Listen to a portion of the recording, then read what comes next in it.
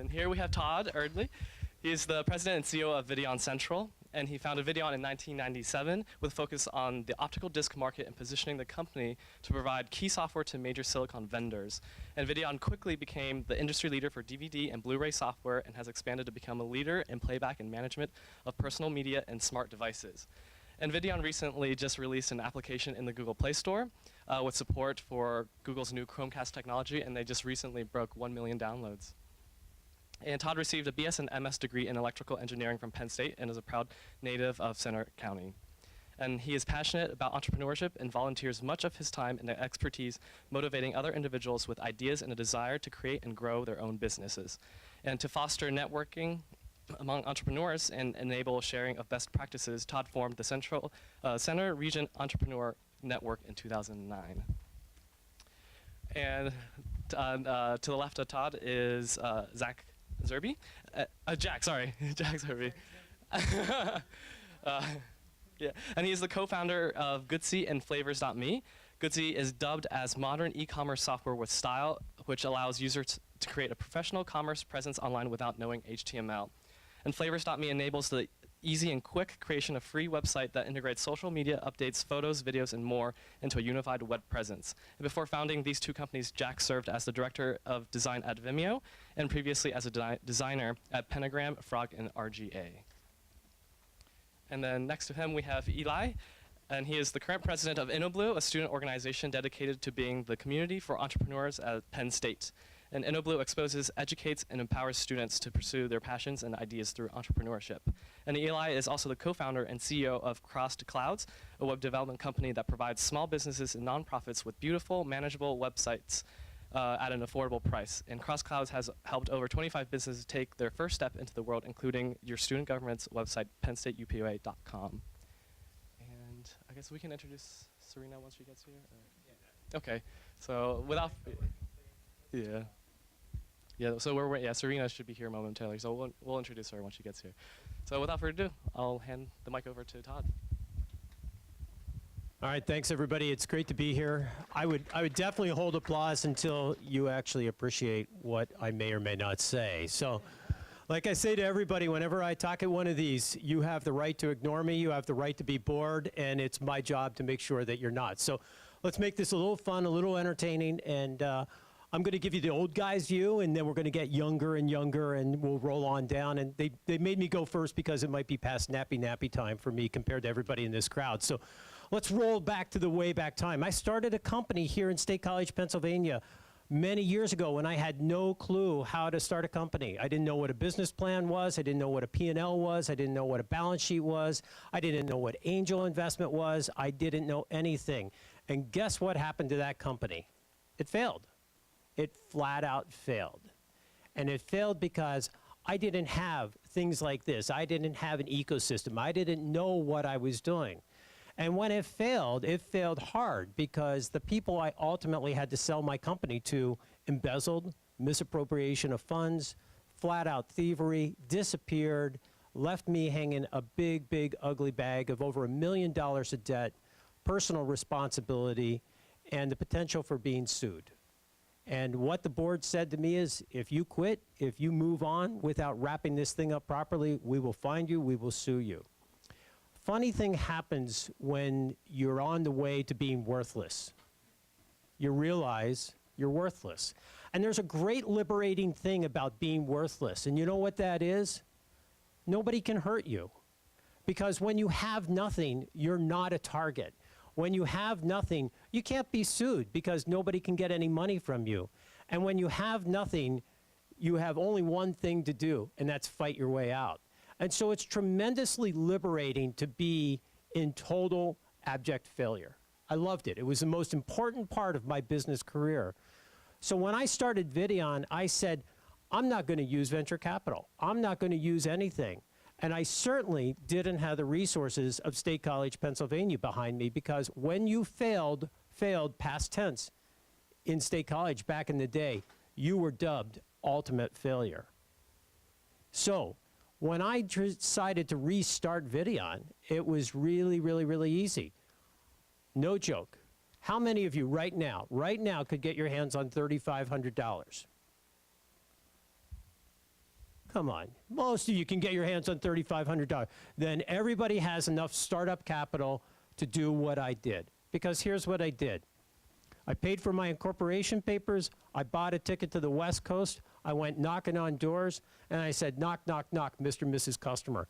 I have a team of engineers that can do some amazing work for you, and we're going to charge you $40 an hour to do that work. All you need to do is give us a $5,000 down payment check. And I said, we'll give you this amazing rate for the next 6 months, but I need that down payment check in 2 weeks.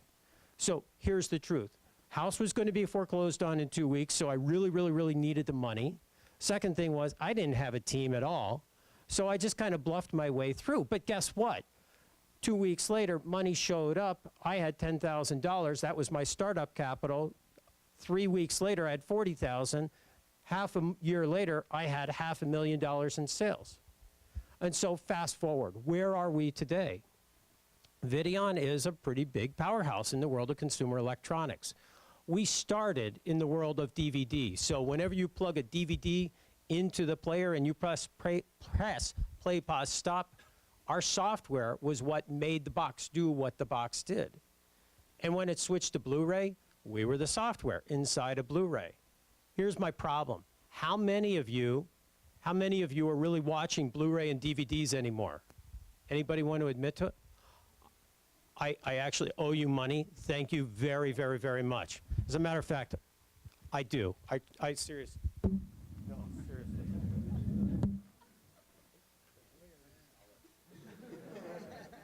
Thank you. I love you to death because I want you to do something with that. It's a lot. No, because I'm coming back to you guys. So the rest of the world's not watching Blu-ray and DVD except for these awesome 2 guys. I love you. But here's what the rest of the world's doing. You're watching your personal media, your photos, your videos, your music. That's where you really are. And so what did Videon have to do? Videon had to make a hard pivot. And so there, a couple of years ago, we were in the midst of developing some technology for Intel and Google and Sony. And suddenly they said, hey, this technology is going to come out part of Google TV. And so we were the integration company and a lot of the technology licensing behind Google TV. How many of you have a Google TV box? There was so much money on this, it was ridiculous, but I know that's an easy bet because nobody bought Google TV because Google TV sucked. So even though you have a customer like Google that says this is what you need to do, it doesn't mean that you're going to go to the promised land and be successful. Nice, Serena. Awesome. And so ultimately, we said, you know what, we got to do something differently. So we developed this app called Avia, A-V-I-A. Can anybody show me a paid version of Avia on their phone in the next 15 seconds? Oh, man. Because there could have been money against it. But it's only 15 seconds because I learned the other day that you can download it really quick, and then that doesn't mean anything. By the way, I gave a lecture one time at an electrical engineering class, and I went to 4 parties my entire college career. I asked if anybody went to less than 4 parties. One guy raised his hand. I gave him $20, told him, go have a good time. So anyway, we came out with Avia. Avia met with some success, but then Google said, hey, we're going to do this Chromecast thing. Videon, would you make your app Chromecast compatible? And ultimately, we did. And when we launched with Chromecast, that was on December 10th of 2013, we became, during the month of December, the #1 most popular app in the entire Google Play market. And that was pretty darn cool. And now we're one of 8,000 apps that has broken the 1 million download point. Does anybody know how many apps are on the Google Play market? Over 1.2 million apps are on the Google Play market. 8,000 apps have broken the 8,000 apps have broken the 1 million download point. And so what am I really saying to you? I'm saying that Videon as a company started with heavy duty risk, and then we went forward, forward, forward.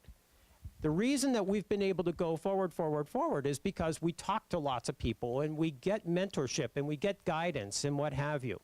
But it was really hard for me. So my mission in life is the fact that If I can create a company like Videon here in State College, Pennsylvania, that can be the #1 Google Play app on the market during the month of December, how do I make sure that all of you that are ever considering developing a company know that this place, it's possible and realistic to start a company here? And so I've developed a couple of things. I've developed the Center Region Entrepreneurial Network, which is a networking event. And as a matter of fact, tonight, Center Region Entrepreneurial Network is having a function down at New Leaf. Serena's going to talk about New Leaf. We're going to have food. Everybody's invited, so we encourage you to come down. But the other thing I've been working on is this thing called 3B33. And 3B33 is very simple. How do we enlist companies to start, grow, and prosper here in State College towards the point of generating $3 billion in annual economic output? You know who my customer base is for those companies that are going to do that? It's you. It's all of you. I just turned 50. 20 years from now, in 2033, I'm going to be 70. I'm not going to be having the energy to do this. But you know what? You're 20 plus or minus. You are the people that some of you maybe one day want to start a company. Maybe you want to stay here in State College. Maybe you're going to be people part of it. And you know what? Even if you don't want to stay and start a company in State College, here's the thing. Know that an ecosystem is developing. Know that the mechanism to support you is developing. Know that there's people like Jack and Eli and Serena doing things, leading up stuff to make this a very, very, very interesting place to start a company. State College is really in the midst of nowhere. Anybody been to Bellefonte? Wow. Anybody from Bellefonte? Nice. I was actually born there. All right, cool. So anyway, you don't have to go far to get into the middle of nowhere. But that doesn't mean that great technology can't be developed here in central Pennsylvania. And it's because there's amazingly brilliant people like each of you. And so what I want to leave you with before everybody else talks is the fact that dreams are possible. If I can turn $3,500 into a $15 million company that has the #1 app in the Google Play market here in State College, Pennsylvania, my God, for what you guys have and how you're being educated and what you're being provided, you're going to crush me.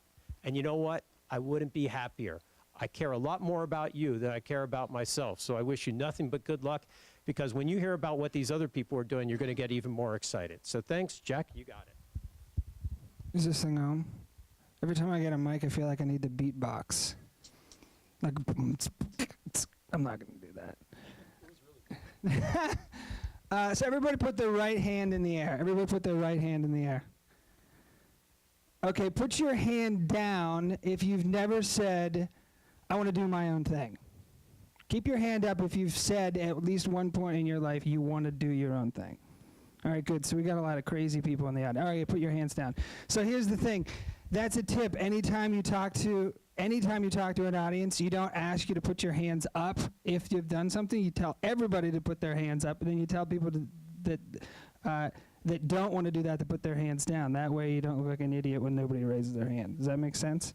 I would have lost a lot more money on the right there. So that was me. I like being amongst crazies. The people who have said to their friends at least 100 times, I want to do something, right? I want to do something big, I want to do something big, I want to do something big. The difference for me was that for most of my life, I always talked about it, but I was actually not doing it, right? And so there's this tension that happens between what you feel like you're in the inside, right? You feel like you're the Elon Musk. You feel like you're the Steve Jobs, but on the outside, nobody sees you doing anything, right? But you know inside, because you say it all the time, I'm going to do my own thing, I'm going to do my own thing. Eventually what happens is you get to the point where so if you imagine yourself as where you are here as this little circle and where you want to be as this giant circle is, there's two ways you can go about that. You can expand that circle to meet that, right? So the tension between where you want to be and where you are, that tension, you can either grow to meet that tension, right? Or you can be like some of my friends who, maybe some of you guys have friends like this, where they just shrink down that bigger circle, right, so they can just sit home and watch TV all day, come home from work from their 9-to-5 job, I mean, even talking about it gives me anxiety, where some of my friends, I know they hate their job. I know they hate it. And they work at these ridiculous corporations and sit in their cubicle. All I see is beige when I see that. I see khakis and light blue shirts. Yeah, and that's all I see is just a wall of beige. And it drives me insane, right? So that's to start off, that's who I am. I am the person who was like that, but then eventually I realized, you know what? I'm going to go crazy if I don't actually get out and do something. Does anybody feel that way, where they're just like, they are not, actually, no, everybody raise their hand again. Now put your hand down if you don't feel that tension. Keep your hand up if you feel that tension on a daily basis. I'm not where I want to be. You've made it, Todd. Congratulations. That's the thing. That tension, I look at it as almost like a disease. I have this entrepreneurial disease. I cannot get rid of it. And it sounds like other people have the disease. So for me, I started out, I grew up 45 minutes from here in Hollidaysburg, Pennsylvania, the awesomest place ever. It's a land of dreams. It's near Altoona, armpit of the world. No? Okay, good. I'm sorry about that. It was our rival town. So went from Hollidaysburg, then I went up to Rochester, where there's no sunlight ever. Rochester, New York. Who's ever been to Rochester, New York? Good. Okay. So sun comes out for like 3 months. I went to school up there. And so I was introduced to this dichotomy between building equity and trading time for money, right? So either building businesses or trading time for money when I met this kid, Jake, at the time. And so Jake and I got to know each other, and Jake was crazy. And Jake was the kind of guy who would show up at your college party. We had 6 guys in a farmhouse, so we had some ridiculous parties. There was a tractor outside of our house. The wheels were probably up to the ceiling. Somehow someone had ripped off the tire off the tractor, one of the tires off the tractor. That's how insane. I have no idea if Jake was responsible for that, but they ripped off the wheel off the tractor. So when Jake would come to your parties, you had no idea what Jake would do. But there's for some reason, Jake, he dressed like a homeless guy, but he always had these really nice cameras. And we knew that he had started this website with his friends. And we were just like, we had no idea what he was doing. And so senior year, he dropped out. And he's like, I'm going to go start this company. My friends Josh and Ricky, we started this company called College Humor. And so we also have this site called Busted Tees, and we're just going to do that. And I'm like, well, we're going to get jobs, Jake. You're an idiot. I'm going to make $26,000, I think was my first. I thought I was going to make 50, actually. I really thought I was going to make 50 right out of school, so I went to look at Dodge Probe. You remember the Dodge Probe? My parents and I went out, and I was going to buy one right out of school. It was like I was signing a deal with the Yankees or something. And so so Jake goes off, starts a company. I go out and get a job, right? Because that's what I was told to do. I was told to go to school, get a good job, make a lot of money, retire, and that's what I'll do for the rest of my life. So Jake, that next year, sold Connected Ventures, which was College Humor and everything, for $20 million. I made $26,000 a year, and they sold it for $20 million. So that's when I'm like, okay, something is wrong here. I graduated. I did what they told me. No, I don't want to get into this big rant about that, but I did what they told me, and Jake went out and did this. And it was what I realized was Jake was thinking differently, right? So the difference between people that succeed and people that don't succeed is how they think, right? Does that make sense? And how you think is the information that you put in. So while Jake was putting in information that taught him how to go out and build businesses, I was putting in information that taught me how to go trade my time for money, right?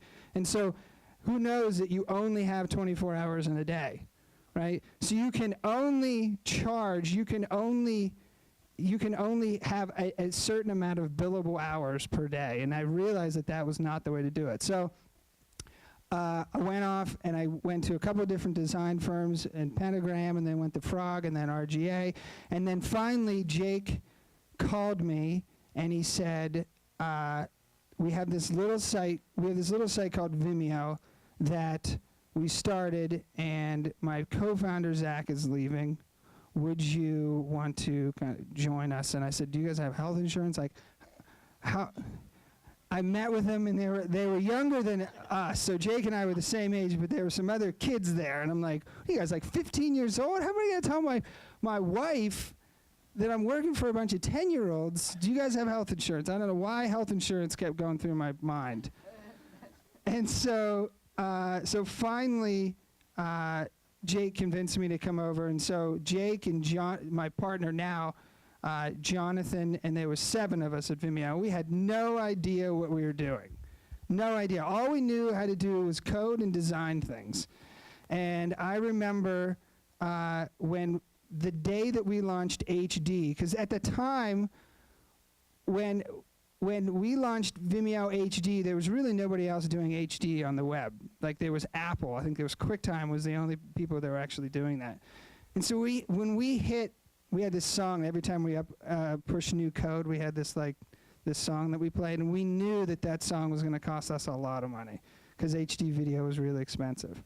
And so we took a huge gamble on that. And then Vimeo, I thought that's how all startups grew, 200-300% a month. I mean, we were bringing in 2,000 to 3,000 new users a day. We just thought that's how it always happened. And so we built that and built that and built that, and now Vimeo's, I don't know, 60 or 70 people, and they do 30 million users or some ridiculous thing. Like, it grew despite it, because we cared about the community, we cared about what we were doing, and that's what happened. So then, about a year into it, they bring us all into a boardroom, and they sit us around the table. There's 12 of us. They're like, you may notice that Jake is no longer here. You may notice that Jonathan is no longer here. Now, Jonathan was the general manager. Jake was the founder. They were trying, the company that bought Vimeo was trying to sell Vimeo, and Jonathan and Jake tried to buy it back. Well, it turns out in corporate America, you don't just jump a whole bunch of people and go to the top of the company and say, well, we'll buy it back. Whole big deal, and Jake got his company stolen from him. Well, yeah, he sold it, but it felt like it was stolen from him. And I remember seeing that. I'm like, oh my gosh, like, this is what happens. You sell to your company, and you believe that that's what's you're gonna be able to run that for the rest of your life, and then they just strip it from you. So Jonathan left, and Jake left, and Jake went Howard Hughes, and I didn't see Jake for 2 years. I don't know what, now Jake's doing really well. But Jonathan and I started a site called, a company called Flavors.me. I worked, and here's the other thing. Who here's heard anything from Gary Vaynerchuk ever? Nobody? Oh my gosh. Go Google Gary Vaynerchuk when you get back. He's like my own personal startup Tony Robbins. And so Gary's like, seriously, do not come to me and say you do not have time. Stop watching. At the time, Lost was big. He's like, stop watching bleeping Lost. He's like, stop watching that, right? So don't tell me you don't have time. You don't have the priorities, right? And so I'm like, oh man. So I'd work 8 hours at Vimeo, and then I would come home, eat dinner, and then from 9 o'clock at night till 2 o'clock in the morning for a year. That's what I would do over and over and over again. No vacations, no friends, it was insane. And like Todd said, there was a time where it was like, okay, Jack, quit your job. And I was so trained in that I got to have security, got to have job security, got to have job security. And it was like this pit bull on the other side of, saying, hey, Jack, you should come over and visit Startup World. And there was like this angry pit bull on the other side. But then when you realize when you make the jump that pit bull has no teeth, and it's definitely not as scary as you think.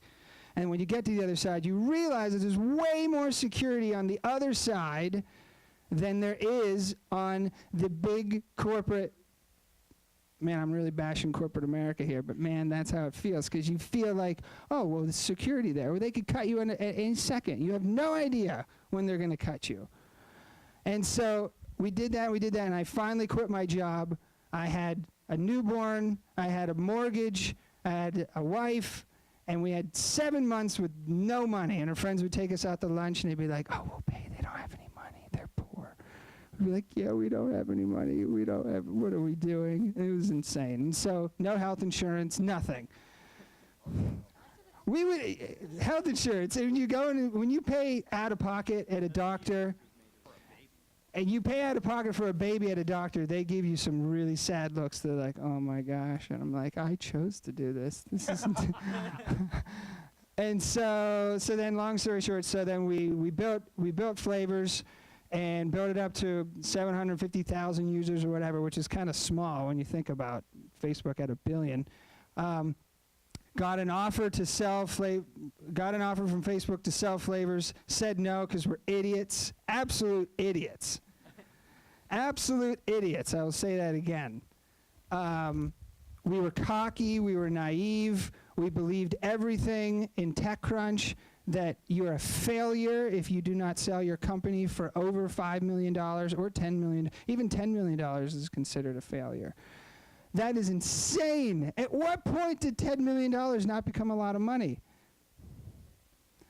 So, didn't do that. Started another company called Goodsy, built that up. Now we have seven employees. We're a distributed team. The last thing I'll say is that we lived in New York for 10 years. Finally, someone's like, Jack, why the heck are you still here? I never went into the city. I hated going in there. I would just stay, and we lived in Hoboken, so I would just literally just stay in my apartment, and that's where we worked. And they're like, why are you living in this ridiculously expensive neighborhood? I'm like, you know what? You're right. So I packed the family up, got in the van, and headed back here. And this is why we're here, is because this is insane.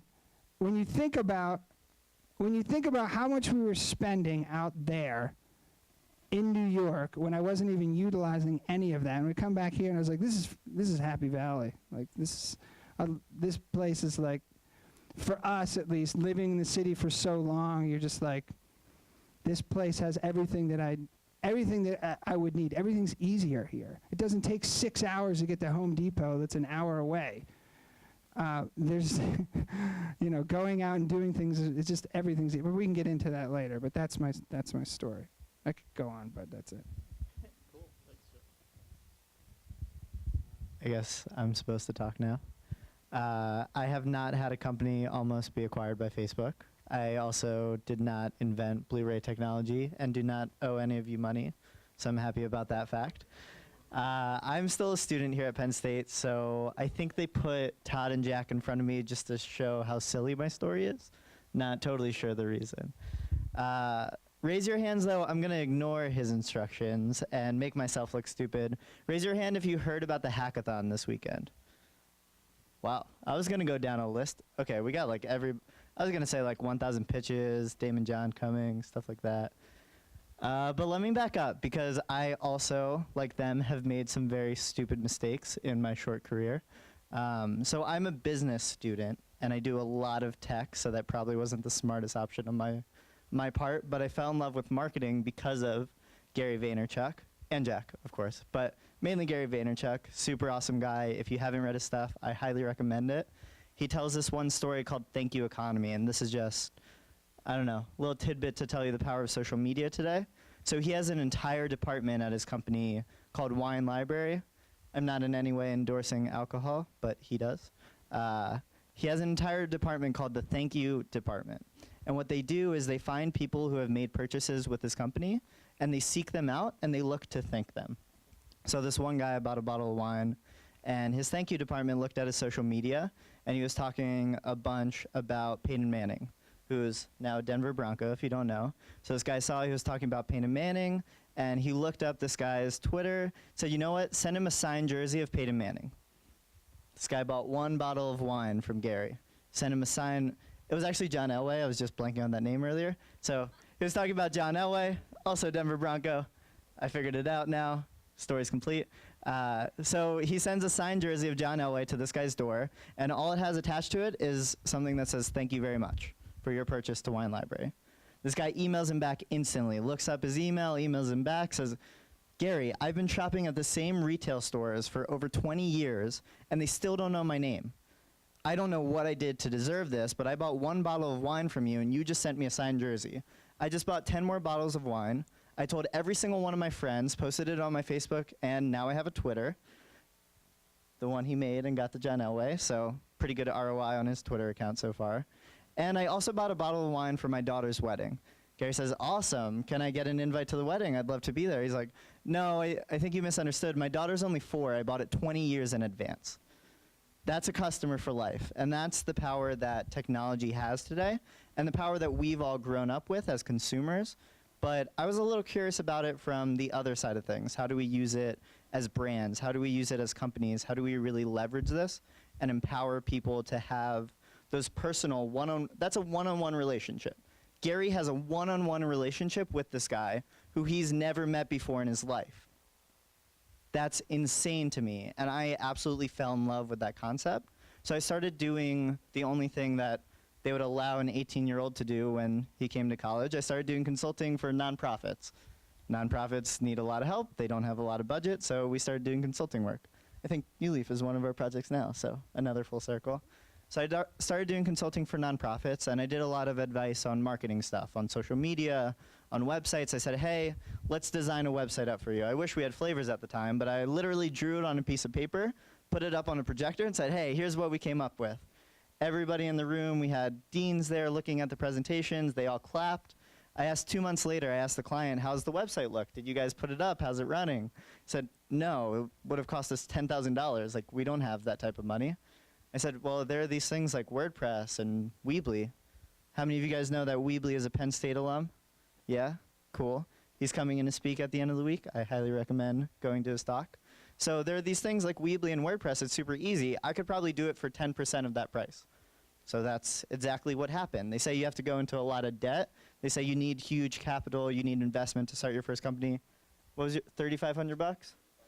If you don't think you can get your hands on $3,500, you are wrong. Trust me, you can. But I literally needed nothing because we had our first client right there. Said, "You know what? Someone thinks they need to pay $10,000 for a website, so they can't afford it.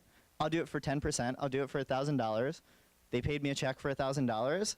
I split it up into half. I said, "We're going to use $500 for their website and $500 for making a company." And on my Google Word document, the title of making a company was "Look Legit." Sub-bullets: get a suit, get some business cards, register the company.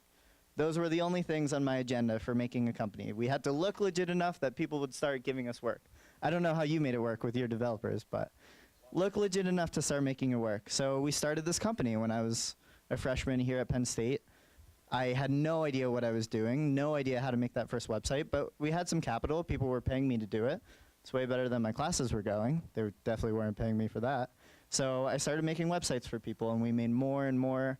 I think like Patrick nicely said, we made UPUA's website, and we made over 25 websites now. And we basically just kept going, learning on the job, but learning on other people's money. That's a pretty cool concept to me too. You learn every single day that you're making your own company. You don't need to have this perfect, polished product that's absolutely amazing. It's the best of its kind. Everybody starts at a pretty discounted rate. $40 an hour for top-level engineers, that's really, really low, am I right? Super low, but you do that when you start off, and the compensation you get is that you're still learning. You're figuring out what you're doing on other people's money, and they need your expertise. That's a point I really, really want to hit home. For a lot of you, I think the biggest block that will prevent people from doing things is that they don't believe that they're good enough. They don't have that perfect final polished product. They're not a super master web developer who can solve any problem that comes up. I literally knew nothing. I was in the business school. I had zero tech experience whatsoever at all when I took the first check to make the first website. But I was 18 at the time. I knew Google very proficiently. I was great at Googling things. And I figured it out on our way. I had a great team around me. I had great support. I had Todd and Jack came to this community. And I had people I could go to ask questions. and I was willing to put the time and commitment into solving the problems that the companies needed us to solve. So they didn't want to deal with websites. They didn't want to spend their time with that. They're doing their own mission. But I would deal with websites. I would spend all of my time Googling, asking people, looking for ways to build websites. I even picked up WordPress for Dummies from the library. Don't recommend it at all, but it was very funny to read. So if you need a good read, I know people read books a lot nowadays. So WordPress for Dummies, recommend it. So I started getting into CrossClouds, and then I joined this organization called InnoBlue.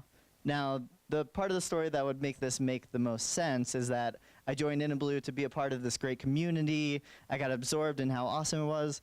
I joined InnoBlue because I thought, what better way to make websites than for people who are just about to start their companies? I was like, this is the greatest customer base I could possibly find. It made so much sense. So a little bit selfish of a reason. I never told Todd that. I apologize. I'm sharing lots of secrets today. You're welcome. So I joined this organization called InnoBlue. I heard it was the entrepreneurship organization on campus.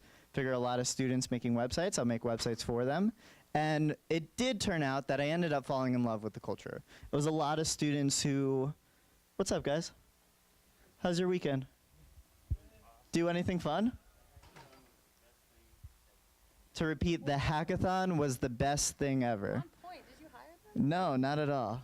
I hired him. Hey, I'll pay you the $5 after, okay? So I joined this organization called InnoBlue, and I'll start moving faster since I see some eyes slipping away. But I did fall in love with the community, and it's really hard to explain what an entrepreneur is, but it's not at all hard to recognize one when you see them. And it was just this community of people who had nothing to lose, really had no barriers. They kind of, I don't know, a lot of people were frustrated at certain things, didn't want to deal with things anymore, but they all were very active in solving their problems. So they weren't the type of people who Jack was talking about, 9 to 5, go home, sit on a couch, and kind of complain to somebody else. Nobody was like that. Everybody was talking about solutions. And every single problem was framed as an opportunity. Well, this sucks. What if somebody did this? And the ideas were stupid more than 99% of the time. And the same way most startups fail. Most ideas absolutely suck. But I'd rather be on the team that's thinking about really shitty ideas. Ooh, is that allowed? Really bad ideas. I'd rather be on the team that's thinking about really bad ideas than the team that's complaining and not thinking of any. Because eventually you're going to find something that works for you. You're going to find something that you really enjoy doing and you're passionate about. And you're going to learn how to pivot, how to iterate, and how to make sure that idea really works. So I got really involved with InnoBlue, started moving CrossClouds towards the back burner. I read this great book. Have any of you guys read Tim Ferriss? 4-Hour Workweek, 4-Hour Body? We got a few hands. Also, definitely on the, would you guys recommend it? Yeah. Definitely on the top end of books you can read. So the premise of the book is how to have a 6-digit plus salary, only working 4 hours a week. Disclaimer being that doing what you love doesn't count. So that's a pretty big disclaimer, but the book is really awesome and teaches you about automating your life and taking out the things that you don't enjoy. So I applied that book to CrossClouds and I started automating things. So I learned about outsourcing, I learned about e-lancing, I learned about this free labor system we have here called internships. Pretty cool idea. And I automated CrossClouds as much as possible because I wasn't passionate about it anymore. And that's the coolest thing about entrepreneurship. You can not only start a new company if you want to, or start a new idea, or find a new idea that you love, you can turn what you're doing into something you're more passionate about. So you don't necessarily have to start something new, but if you're working on something and you really love a certain feature, or you really want something to work a certain way, you have the ability to decide that by yourself. As a founder anyways, you can decide this is what I want to spend my time doing. This is what I'm going to wake up, go to sleep thinking about, and this is what I'm going to implement into my website. And you don't really have to worry about other people that much. Although you're always employed by your clients, so you're never truly your own boss. But so we started doing that, and then I started becoming a lot more passionate about teaching other entrepreneurs and helping other students start their own companies. I guess it's those who can't do teach, so I started teaching very quickly. What? I'm referring to myself. You did both and still do both, and that's incredible. And if you haven't spoke with Dr. Erickson, she is a doctor. Her marketing stuff is really, really awesome. And if you want to learn anything about guerrilla marketing or things going viral, you absolutely have to talk to her. So I apologize for the statement. But I started getting really involved with InnoBlue, teaching entrepreneurs. We created the entrepreneurship community at Penn State, which the hackathon is something we hosted. We hosted 1,000 pitches in the fall. We've been trying to bring out big speakers. So we had the founder of Reddit come in. We had the founder of the Chinese Facebook, Ren, come in last semester. We were part of hosting Damon John, things like that. And we host weekly workshops every single Monday in New Leaf now. See how much attention you're getting? We host weekly workshops every single Monday to teach entrepreneurs about how to kind of get your idea off the ground, how to do what you're passionate about. And we also host Learn to Code meetups. I think coding is going to be a required course in all high school classes within the next 10 years. So we're really trying to push for the technical community here. And it's awesome being in a room of, how many of you are IST? Okay, it's awesome being in a room of a lot of IST students and a lot of other students doing awesome things that I would love to learn about.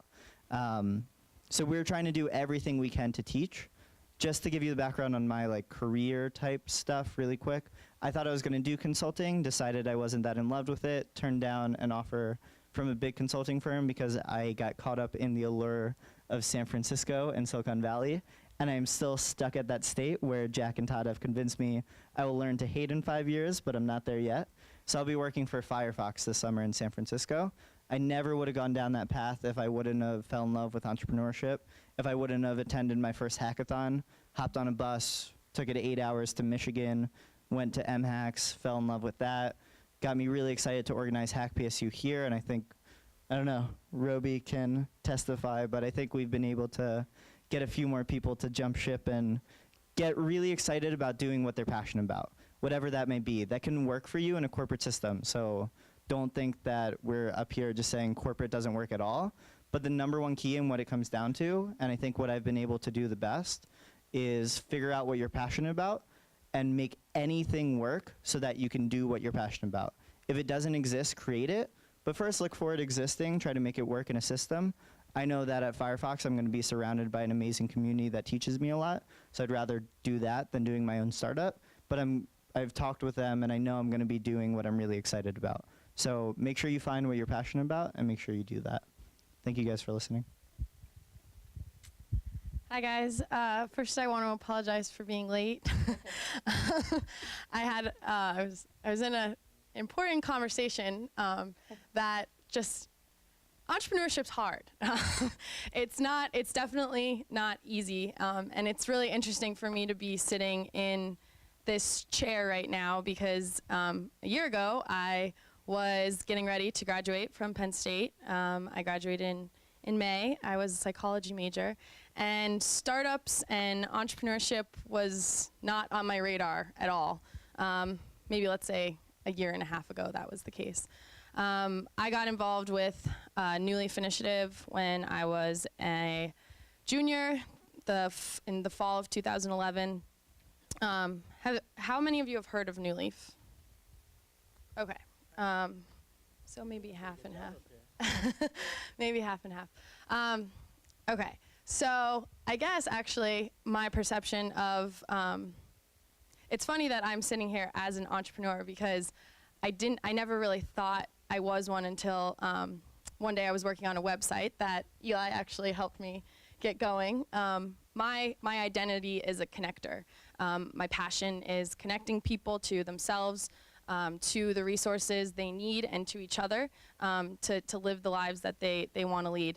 And during my time at Penn State, I saw a lot of disconnects between campus and the community. So there were a lot of really awesome things going on campus, and likewise, I saw through New Leaf, my portal into the community, very similar work being done, and I was like, this is not sustainable. This is crazy. How do these people not know each other? So I wanted to create this platform called PSU Connect to create a database of all the different resources that were available to educate both sides of what they are. So I went to InnoBlue and met Eli, and he helped me with WordPress. And I was working on this project, and one day someone goes to me, oh, so you're an entrepreneur? I was like, yeah, I mean, I get. I never wanted to make any money from that website. It was just something that I was really passionate about and wanted to see happen. But that question really, from that day on, got me interested in entrepreneurship and in the entrepreneurial mindset. And I'm a firm believer that I don't think money necessarily needs to be associated with it. New Leaf is a nonprofit, and I think a lot of other nonprofits get the rap for, not being entrepreneurs, but I wholeheartedly believe I am an entrepreneur, even though I am a director of a nonprofit.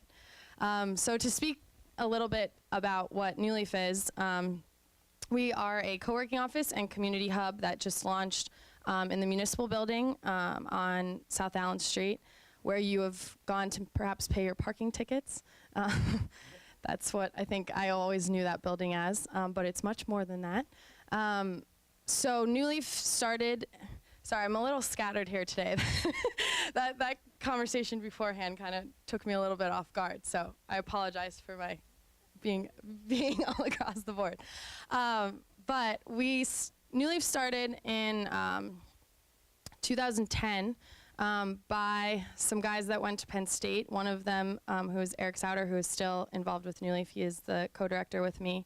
And their vision then was, okay, how do we help people create positive social change?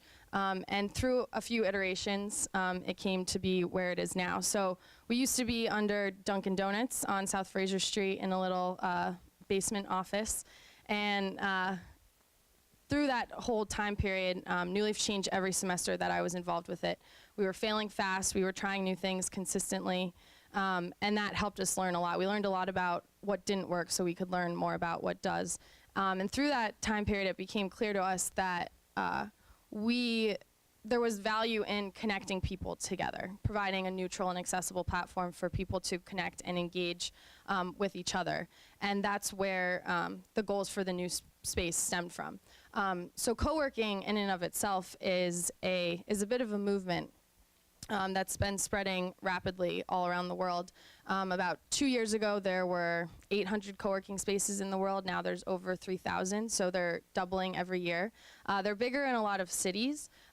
If you do move to a city and you are building a company on your own, you will probably want to work out of a co-working office because working from home can get very isolating and distracting, and trying to find an outlet at a coffee shop can also be very distracting. So co-working spaces, they have a lot of benefits in and of themselves. So we saw this co-working component as a way to make New Leaf sustainable, to integrate it into the model so that, even though we were a nonprofit, we had to sustain ourselves some way. So I decided after I graduated to stick around and keep things going with Eric, and now I'm the director of New Leaf, and I'm learning more and more every single day about this crazy thing called entrepreneurship. And I've found myself in this position a lot recently, where I'm speaking in front of a group of people, and you guys probably know a lot that I could learn from you. I don't know anything about programming or coding or the tech side of things, but I understand people, and I understand culture, and I understand how to bring people together. So that's why I'm in the position that I'm in. Also because I'm very patient, and I think part of the entrepreneurial mindset that's been sensationalized is fast. Fast money, create your own company. These things happen fast, and that's really exciting, and that's great. But I think a part that goes untouched is the patience and hard work that needs to be put into it. And I think all these guys can maybe agree with me on that one. I'm bad with patience. Maybe that's my own personal opinion, but. So recently I've been learning a lot more about how to, we talk a lot about innovation ecosystems and what that actually means. And I went to it was funny, I got asked to speak on this panel, David, when you asked me, I had never been to Silicon Valley. And I think it was at first posed as why you don't need to move to Silicon Valley to be successful in launching a company. I was like, oh crap, I don't know the answer to that. But then I got to go there in February, and I went to the Global Innovation Summit, and was at first very intimidated going there. I was, how can Measly State College compare to global innovators? How do we fit into this? But the guys who are running it, their names are Victor Wang and Greg Horwitz. They wrote a book called The Rainforest, The Secret to Building the Next Silicon Valley. And I had read that book and was really excited about learning more about what they had to offer. But the whole book is around building innovation ecosystems. And at the end of the day, the secret is that it's the culture, not the hardware behind it. It's more the software. Silicon Valley is just a mindset. And for a lot of you, that is really attractive. And that makes sense that if you do want to start a company, Silicon Valley or these other big cities that do have that culture, that's what's drawing you there.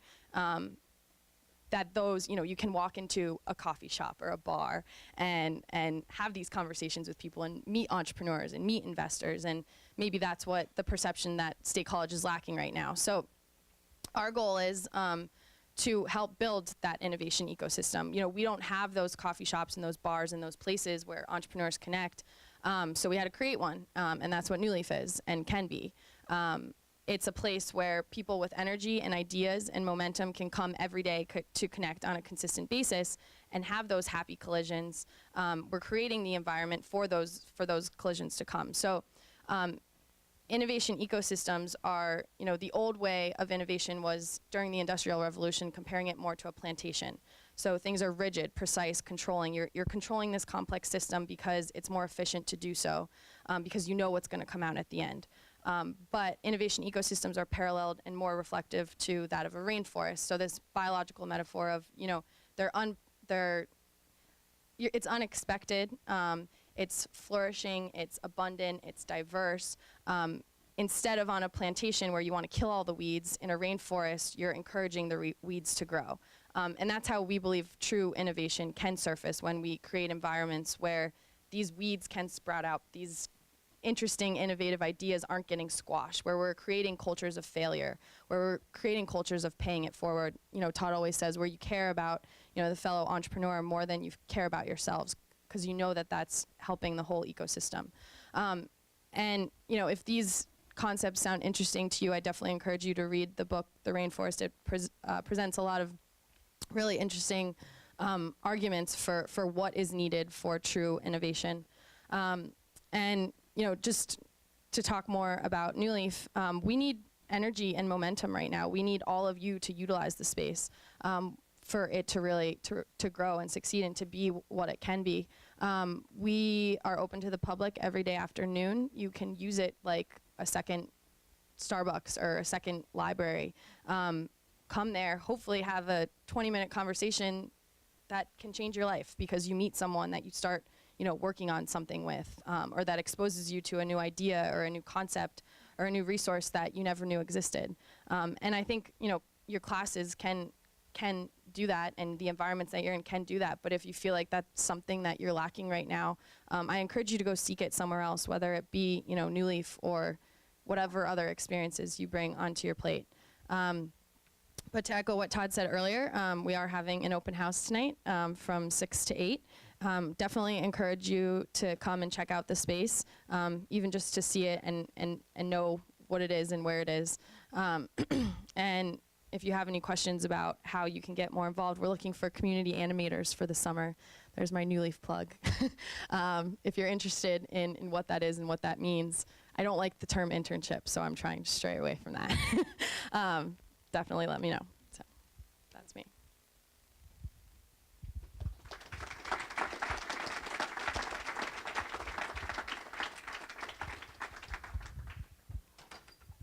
The New Leaf thing, really, I would encourage as many of you to come out as you might have a couple of moments. There is food, there's going to be seasoned entrepreneurs there, there's going to be students there, there's going to be a little bit of everybody. So if you have a couple of minutes to swing by, that would be great.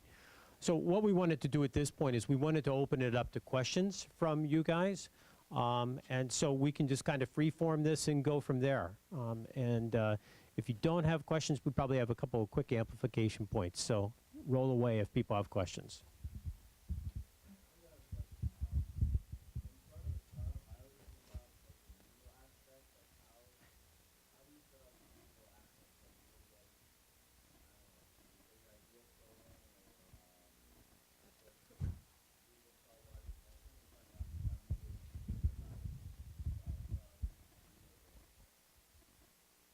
All right, just for the sake of the camera, the question is on the legal aspects and what ramifications you might have, how you protect your IP, what you might be exposed to, things like that. The IP thing, that one's really hard. Here's what you bank on. You bank on the fact that no IP is unique. You bank on the fact that there's 50 other people thinking about the same thing that you're thinking, and you bank on the fact that the best way to protect your IP is to go as fast as humanly possible. If you try to patent, if you try to slow down by protecting it in that way, it's just going to take time. If you have IP that you try to defend, chances are if that IP is really good, you're going to be defending it against somebody that's going to have a lot more money than you. So go, go, go fast. As far as corporate structure, structuring a corporation is relatively easy. There's all sorts of formations. You can do a sole proprietor, you can do an LLC LP, you can do an S Corp, you can do a C Corp. You can do this online. You can pay somebody less than $1,000 to set up your corporation papers. It's really, really, really easy. But I'd roll to other people to also answer. I love this question because I just keep picturing the Winklevosses. Right, so it's every time I think about this, I think, okay, take the idea that you have and go to the companies that you think would try to steal it and try as hard as you can to get them to steal your idea. Walk into the CEO if you can get a meeting with them. Walk into a guy like Tom, like, this is my idea. I want you to steal it. And they'd be like, seriously, we have like 5 million other things we're trying to do right now. And to try to get someone to steal your idea, that's the one thing. So I encourage you to try to do that. Number two is there's this first to market fallacy that I was under, right? So when we started our first company, Flavors, at the time, nobody was tying into APIs at that point. It was in 2008 is when APIs just started getting popular. And so we're like, oh, we got to jump on this. And so for a year, we worked in stealth mode, which we thought that was a cool thing to do, which is stealth mode is code for don't talk to customers, don't talk to anybody, don't tell your mom. Just sit inside all day behind your computer and build your product, hoping that when you launch it, it will be a success. So with that stealth mode thing, we thought, okay, this is great. No one has the idea. This is finally a unique original idea, which is the other fallacy, which I always thought that I had to have that unique idea. And if it's not a unique idea, then it's completely worthless, which would eliminate the electric car, would eliminate Tesla, which would have eliminated the iPad, would eliminate the iPod. Like all of these, they were MP3 players before they were the iPod. They wasn't cell phones before the iPhone. Steve Jobs would have been like, well, not unique. Going to scratch that idea, right? So I look at that and I'm like, no, that's not okay. So there's that. And so halfway into the project, we heard about this secret project that Tony Conrad was running he called it Project Pumpkinhead. And we were really nervous because we thought, okay, Tony Conrad's a pretty major player in Silicon Valley. He knows a lot of people. He runs one of the bigger VC firms in the Valley. We were nervous. And so we built scared the whole time. And then they finally launched, and they were known as About.me. And so About.me destroyed us. Now, we were the first to market. And then after we launched, we would tell users, people would say, well, it looks like Flavors ripped off About.me. And we'd say, well, no, we were actually first. Customers do not care who was first. That's the other thing I learned.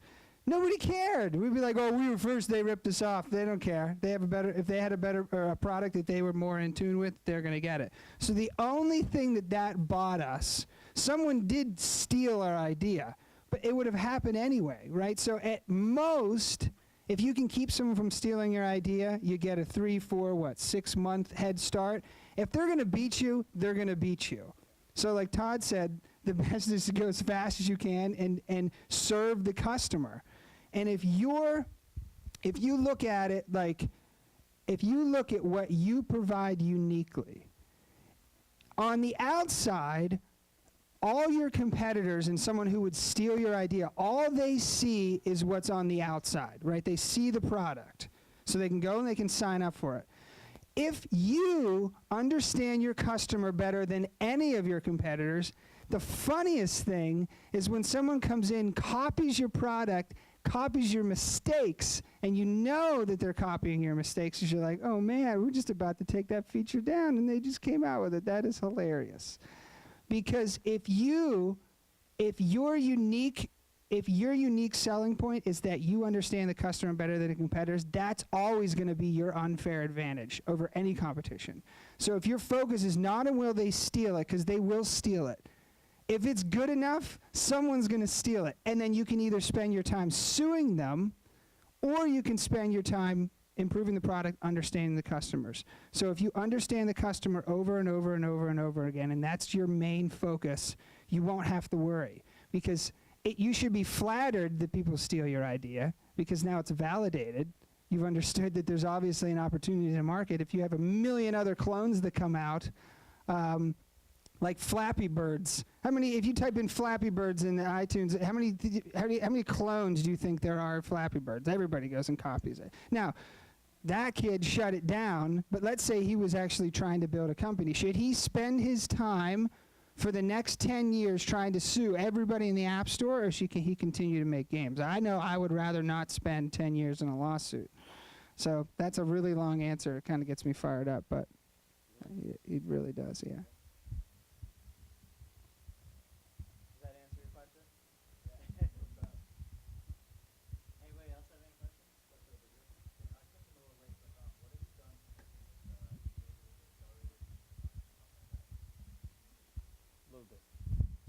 So here in town, the question is, what about connecting with incubators and accelerators? So we have on the left-hand side, Serena. So New Leaf is definitely an accelerator. So New Leaf's been in existence for 2 months, 3 months. So then in this town, as far as the ecosystem's pretty interesting when you really get down to it. It used to be that we had this quasi-incubator. Well, now the incubator is starting to grow. So the incubator is located up in the research park. The incubator is real. There's companies in there. There's companies go in, they graduate, and they move on. So there is an incubator. On top of the incubator, then there is this thing called the Techcelerator. Jason's on the Techcelerator. And so the Techcelerator is where incubating companies or incubating want-to-be companies can go through an 8-week marketing, sales, business kind of deeply immersive thing to improve your idea. So once you go through that, maybe then you are eligible for some Ben Franklin funding. So maybe there is funding in this town.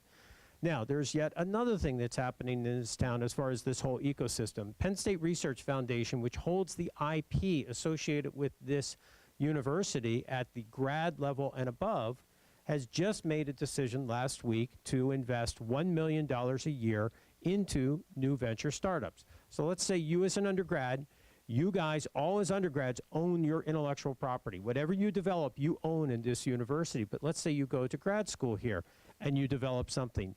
Now Penn State has the wherewithal to put $25,000, $50,000, $100,000, $125,000 behind your idea to start kicking your company forward.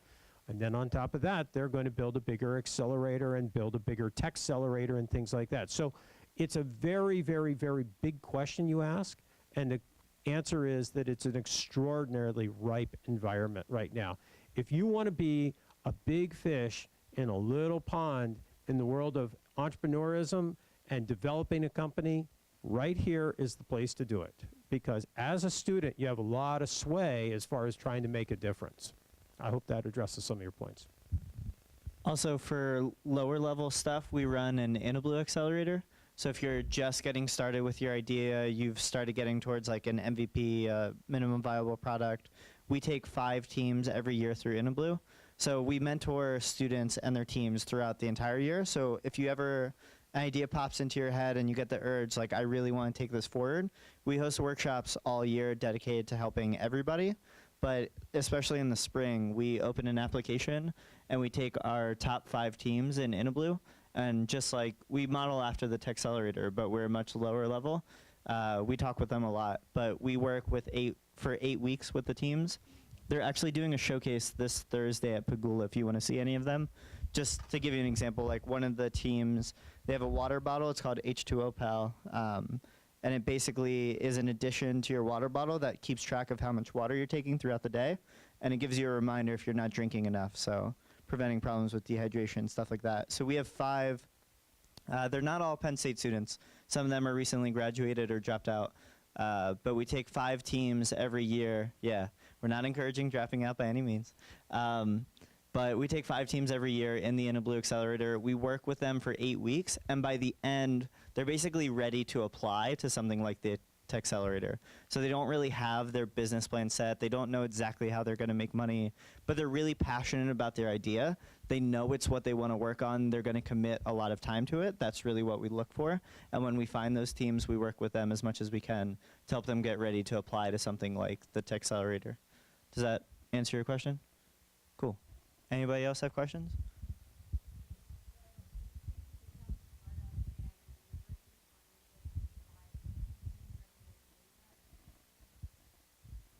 A university partnership? Can you explain that a little more?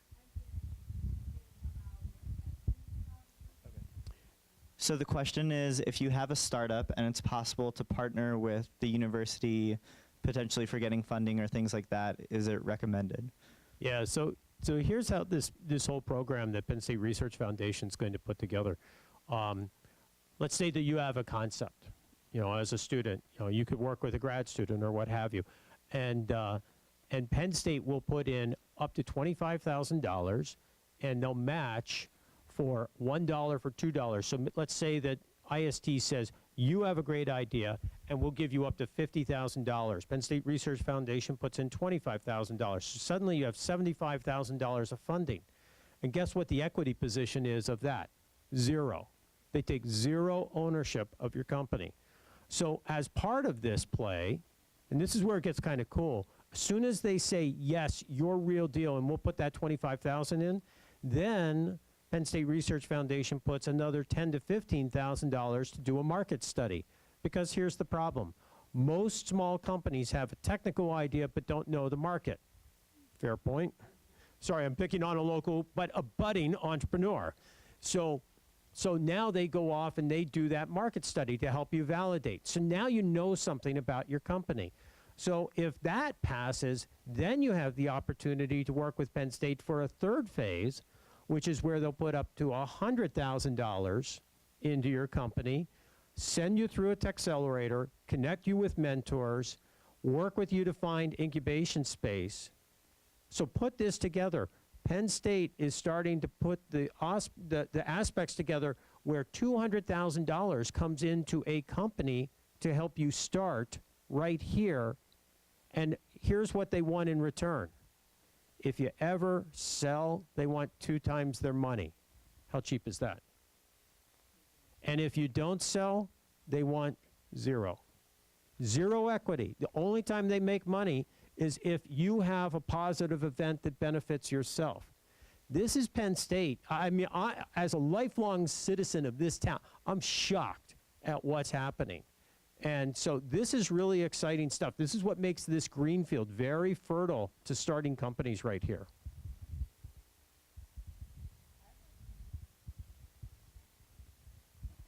I have a question for all of you. How many of you are considering staying here after you graduate? Dan, you don't count. Okay. I was just curious. I think it's fair that people want to leave. Yeah. So I have one more point.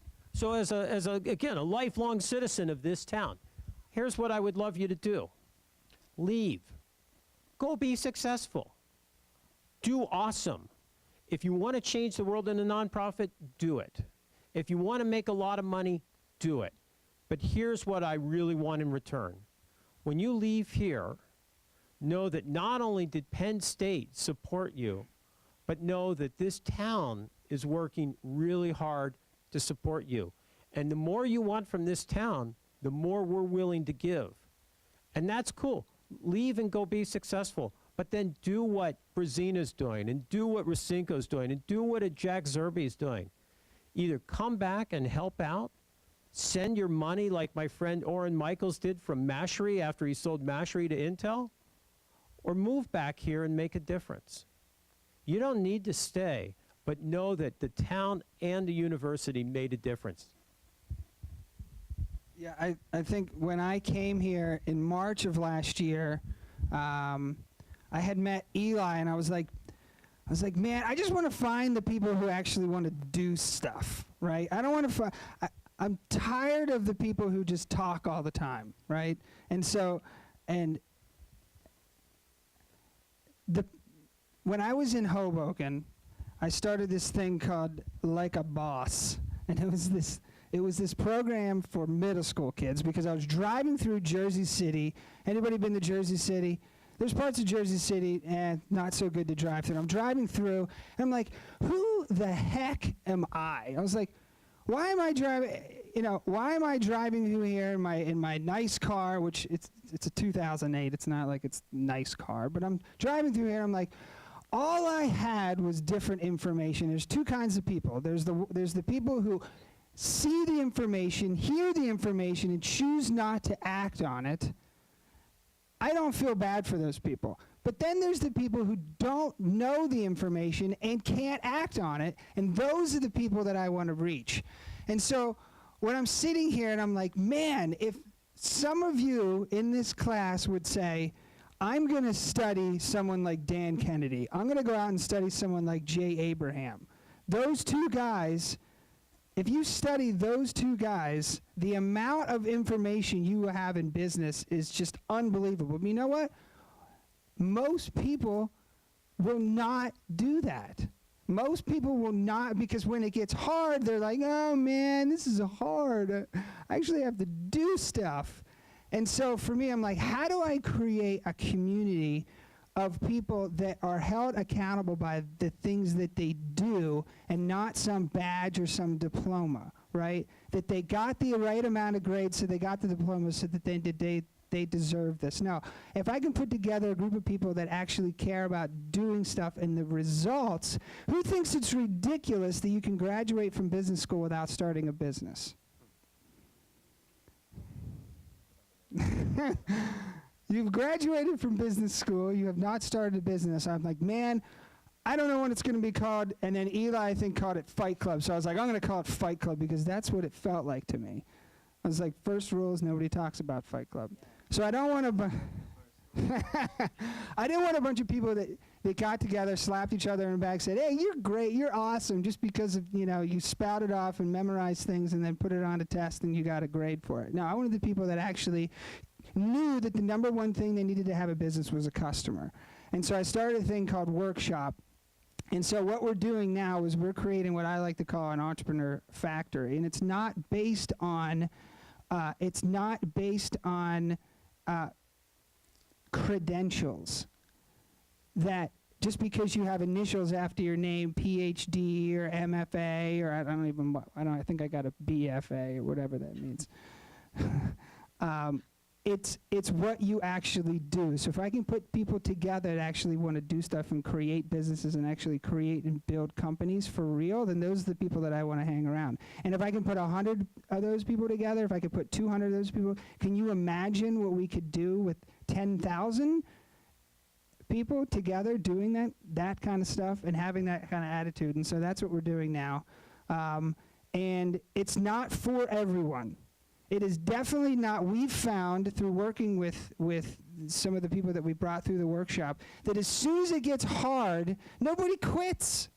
Nobody actually quits the workshop. They just fade away and you don't see them anymore, because by quitting the workshop, they're quitting on entrepreneurship, because we're not asking them to do anything that they wouldn't be normally doing anyway. We're just getting people together to talk about what they do. And if you're not doing anything, that isn't it kind of awkward when you get together and you keep continually say that you're not doing anything? And so we found that it gets hard when you actually put people on the spot and say, hey, to actually have a real business, this is not pretend land. This is real customers with real revenue. And so we're realizing that not everybody will make it through. Not everybody will make it through. And for us, we're running more like a dojo, where there's white belt, yellow belt, green belt, blue belt, red belt, black belt. White belt is mindset, and you'll learn copywriting.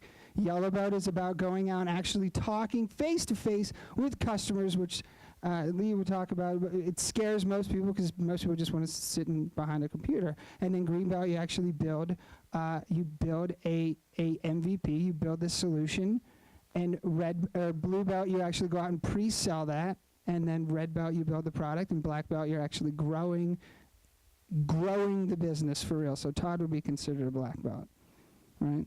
Where's your black belt? Yeah, so that's what we're doing. And if you go to workshopsc.com, you'll find out more information. That's it. Yeah. I'm a student, so I know how important it is to get out of class when class is over. If you guys do have any more questions, please let us know. Literally, our entire job is to help you guys as much as possible, and we just want to teach and interact. So feel free to stick around if you have more questions. But besides that, thank you guys so much for your time.